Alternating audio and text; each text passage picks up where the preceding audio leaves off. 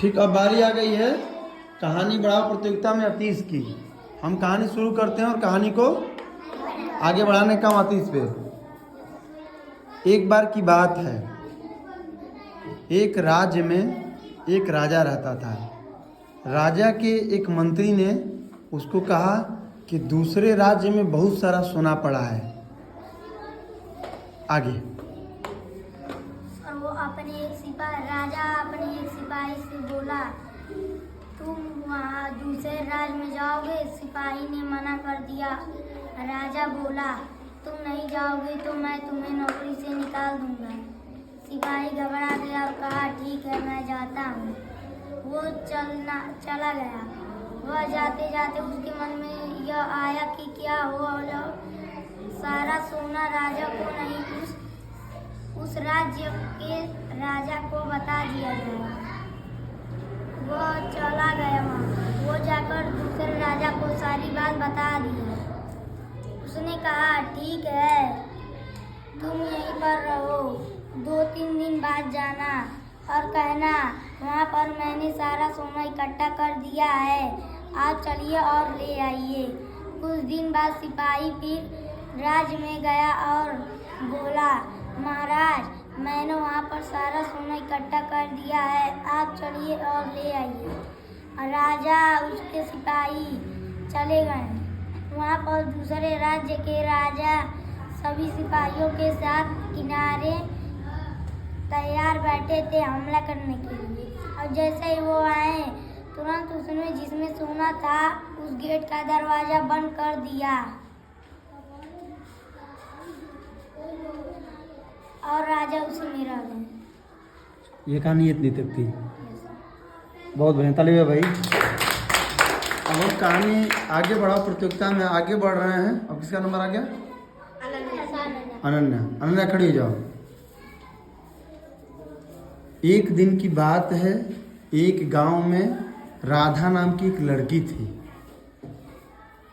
उस गांव में एक चित्रकला प्रतियोगिता का आयोजन किया गया। राधा भी उस प्रतियोगिता में भाग लेने के लिए पहुंची। अब कहानी आगे। राधा प्रतियोगिता में पहुंची तो वो कान्हा का चित्र बनाने लगी।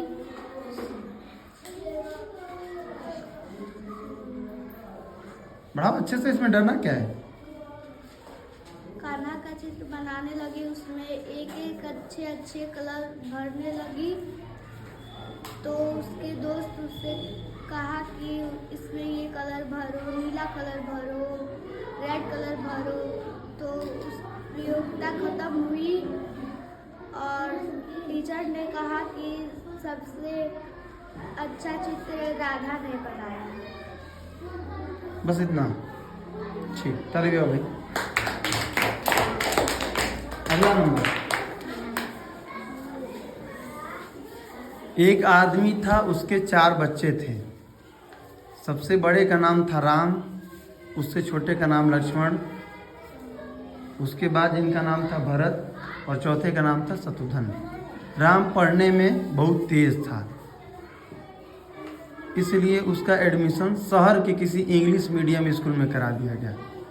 अब आगे। राम पढ़ने में बहुत तेज था, उसका वो एडमिशन इंग्लिश मीडियम में करा दिया गया। तो राम पढ़ के कुछ बनना चाहता था। उसने अपने पिताजी से कहा। उसके पिताजी बोले कि मेरे बेटा को कलेक्टर बनना है, अपने देश की सेवा और तेज, थोड़ा तेज। अपने पूरे देश की सेवा करना है। तो वो राम पढ़ के कलेक्टर बन गया था। तो लेकिन कलेक्टर बन गया था तो उसके भाई उससे जल रहे थे लोग कि ये मेरा भाई बड़ा होकर कैसे कलेक्टर बन गया। तो जो भगत था तो वो अपने भाई को मारना चाहता था जान से। तो वो बोला कि भाई तुम मेरे घर से आओगे, मैं तुमको एक अच्छा सा सामान दिखाने वाला हूँ माँ का। उसकी मम्मी नहीं थी तो वो अपने भाई के घर पे गया। तो उसके भाई बोला कि चलो यहाँ पे बैठो, अभी मैं लेकर आता। फिर वो गया, एक तलवार लेकर आया और राम को गुड। अब नंबर है डबल लक्ष्मी का। एक गांव था, वहाँ आदित्य नाम का एक लड़का रहता था। उसकी एक बहन भी थी जिसका नाम रोशनी था। आदित्य स्कूल आने में रुचि नहीं लेता था। जैसे तैसे टीचर के कहने पे, माता पिता के कहने पे एक दिन वह स्कूल आया और स्कूल आते ही उसने देखा कि उसके टीचर बहुत प्यार से उसे समझा रहे हैं कि बेटा रोज़ तुम स्कूल आओ। अब आगे उसके टीचर उसे समझा रहे हैं, बेटा तुम रोज स्कूल आओ। आदित्य को स्कूल में आने का पसंद नहीं था, इसलिए उसके टीचर स्कूल में आधा घंटा चित्रकला बनाने के लिए बोले। तो आदित्य का अब स्कूल में मन लगने लगा। स्कूल में सर लाइब्रेरी भी बना दिए। आदित्य अब रोजाना आने लगा और वह उसकी राइटिंग अच्छी नहीं थी क्योंकि वो पढ़ने नहीं आ रहा था। और वो उसकी राइटिंग भी अच्छी हो गई। किताबें पढ़कर उसने मात्रा भी सीख लिया और आधा घंटा चित्रकला भी बनाता था तो उसका चित्रकला मस्त बनने लगा।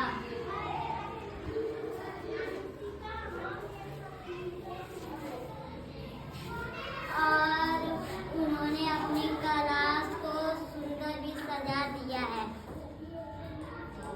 बस ठीक, आगे सिंपल, बहुत अच्छा।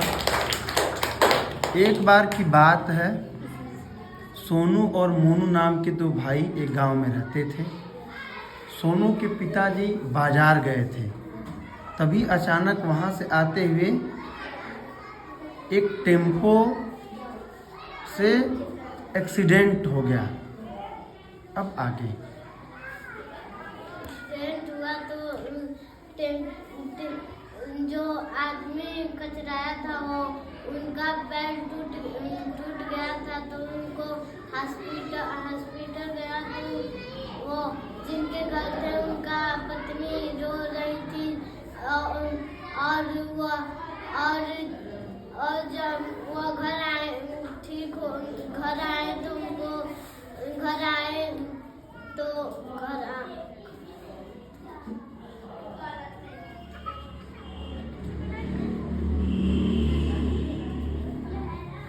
बनाओ, अपनी कहानी बना के आगे बढ़ाना है। सर जी फिर 5 दिन में डॉक्टर बुलाए थे तो पैसा नहीं था। जो टेम्पो वाला कचरा था उनसे पैसा मंगाया तो वो नहीं दिए तो उनका दवा नहीं हो पाया नहीं हो पाया तो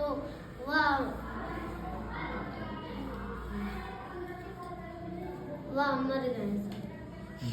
चलो ठीक है, क्या कहानी पढ़ी।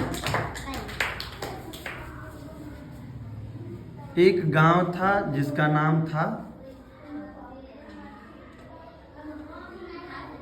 गुरदासपुर। गुरदासपुर में कबीर और जुलेखा नाम के दो भाई बहन रहते थे। उनके एक पिता भी थे जो कहीं दूर देश कमाने जाया करते थे। दूर देश खूब मेहनत करके वो अपने घर बच्चों को पढ़ने के लिए पैसा भेजते थे। एक दिन हुआ जब वो वहाँ से आए तो देख रहे हैं कि जो पैसा भेज रहे हैं तो हमारे बच्चे उतना मन लगा के नहीं पढ़ रहे हैं जितना मन लगा के पढ़ना चाहिए। जब उन्होंने देखना चाहा कि मेरे बच्चे कैसे पढ़ रहे हैं तो उन्होंने कबीर और जुलेखा को एक ही प्रकार के सवाल दिए और यह देखने का प्रयास किया कि मेरे बच्चे कितना जान पा रहे हैं। तो उन्होंने देखा कि जुलेखा तो काफ़ी अच्छा कर रही थी लेकिन कबीर उतना अच्छा नहीं कर पा रहा था। इससे खुशी होकर जुलेखा के पिता ने जुलेखा को एक साइकिल गिफ्ट कर दी। अब आगे और उसका भाई कबीर भी सोचने लगा कि मैं भी ऐसे अपने बहन की तरह जुलेखा की तरह मैं भी प्रैक्टिस करूँगा पढ़ने में तो मेरे पापा मुझे भी साइकिल लेंगे। उसके बाद वो भी मन लगा के पढ़ने लगा और अपनी दीदी के साथ मिलजुल के रहता था और पढ़ता भी था। उसके पापा कुछ दिन बाद फिर चले गए। उन्होंने फिर से पैसा भेजना शुरू कर दिया। उसके बाद वह खूब अच्छा पढ़ाई करने लगा। उसके पापा उन दोनों का अच्छे स्कूल में नाम भी लिखवाए और एक बार और टेस्ट लिए जिसमें दोनों फर्स्ट आए हुए थे। उसे देखकर उसके पापा बहुत खुश हुए और दोनों को खूब अच्छा सा स्कूल में एडमिशन करवा दिए और बोले कि तुम दोनों मन लगा कर पढ़ोगे तो तुमको आईफोन भी गिफ्ट कर दूंगा। उसके बाद वह दोनों मन लगा के पढ़ने लगे अच्छा से। तो उसके पापा फिर से कुछ दिन बाद आए तो देखे कि वह दोनों बहुत अच्छे से मन लगा कर पढ़ने लगे तो वो दोनों को आईफोन गिफ्ट कर। आईफोन वाला कहाँ से आ गया जी तुमको? चलो तो ठीक रहा, ये सत्र बहुत अच्छा रहा हम लोगों का ना। कैसा लगा?